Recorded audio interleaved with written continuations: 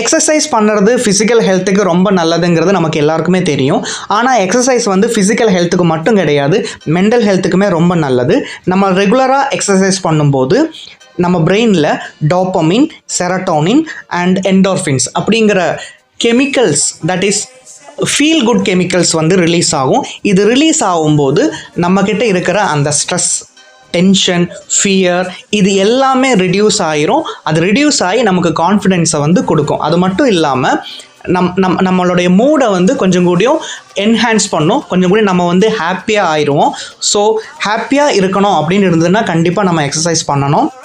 நிறைய எக்ஸசைஸ் இருக்குது. அதில் நம்ம ஏஜுக்கு ஏற்ற மாதிரி நமக்கு சூட் ஆகிற எக்ஸசைஸை செலக்ட் பண்ணி ரெகுலராக பண்ணுறது வந்து ரொம்ப நல்லது. ஒரு ஃபேமிலியில் இருக்கிற எல்லாருமே எக்ஸசைஸ் பண்ணுறது ரொம்ப நல்லது. அப்படி எல்லாருமே பண்ணாங்கன்னா எல்லாரோட மென்டல் ஹெல்த்துமே நல்லாயிருக்கும்.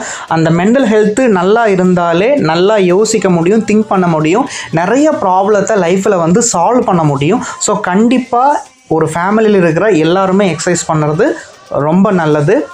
நம்ம லைஃப்பில் 3 விஷயங்களில் எந்த காம்ப்ரமைஸுமே பண்ணக்கூடாது. 1 ஹெல்த்தி ஃபுட்டு, 2 பார்த்திங்கன்னா நல்ல தூக்கம், 3வது எக்ஸசைஸ்.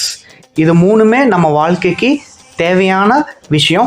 இன்றைக்கி இருக்கிற லைஃப் ஸ்டைலில் நமக்கு இருக்கிற ஜாப் கல்ச்சரில் பார்த்திங்கன்னா எஸ்பெஷலி இந்தியாவில் இதுக்கெல்லாம் எந்த அளவுக்கு இம்பார்ட்டன்ஸ் கொடுக்குறோங்கிறது தெரியல.